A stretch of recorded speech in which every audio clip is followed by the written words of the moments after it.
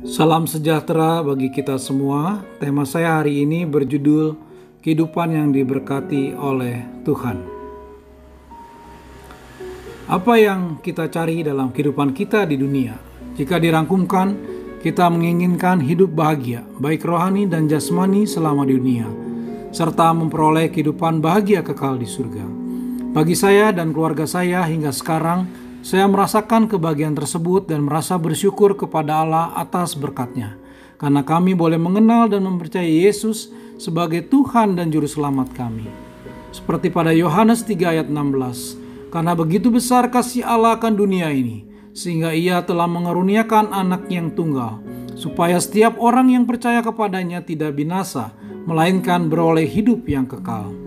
Allah Bapa telah memberikan anak yang tunggal Yesus Kristus untuk hidup bersama manusia, untuk memberitakan kabar gembira, yaitu kehidupan yang diberkati di dunia dan kehidupan kekal di surga setelah manusia mati.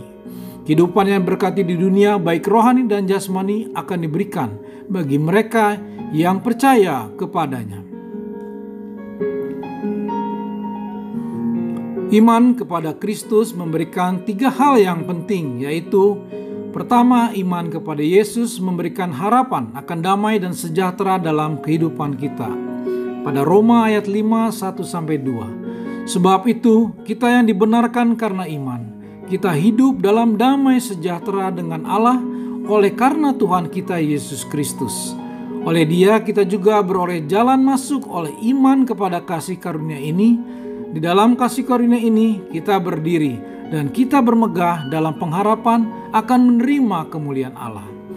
Walaupun dalam kehidupan setiap manusia mempunyai masalah dalam kehidupan, tetapi kita yang mengimani bersama Tuhan Yesus, kita dapat melewati masalah dan menemukan jalan keluar dari masalah tersebut.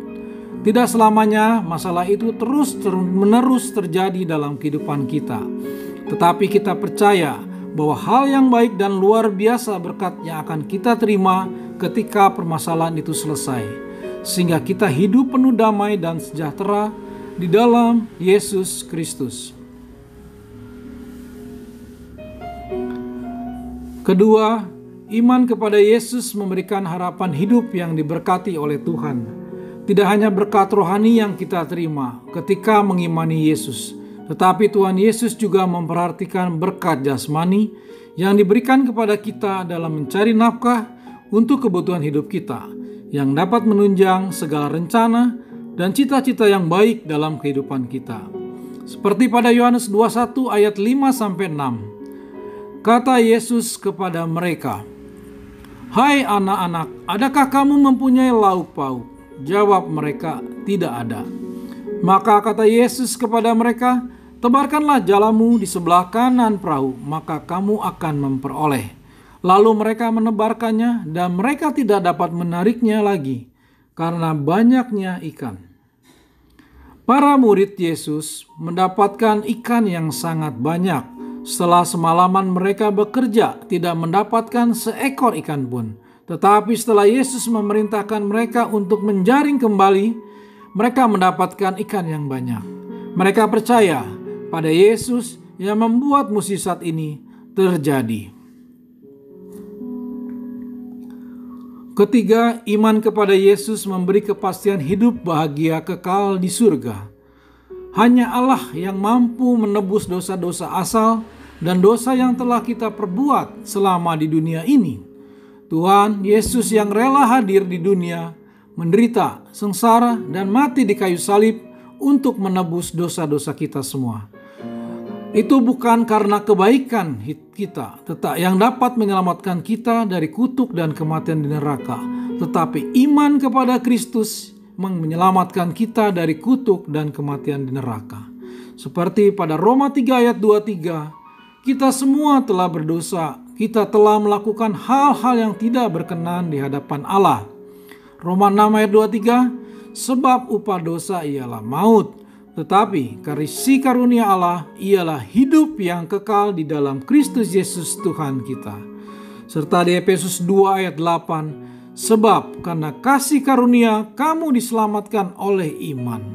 Itu bukan hasil usahamu, tetapi pemberian Allah.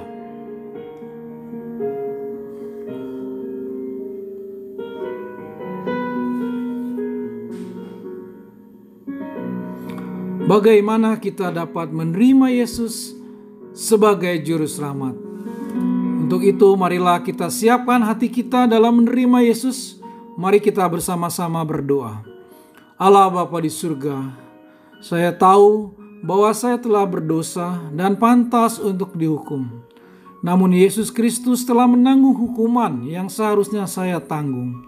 Sehingga dengan beriman kepadanya, saya dapat diampuni atas segala dosa-dosa saya. Saya berbalik dari dosa-dosa saya dan percaya kepadamu untuk diselamatkan.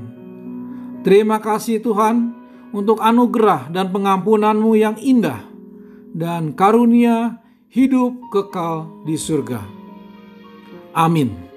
Langkah berikutnya, Anda bisa datang ke gereja Katolik atau gereja Kristen yang baik untuk memohon doa serta pertobatan dan minta untuk dibaptis.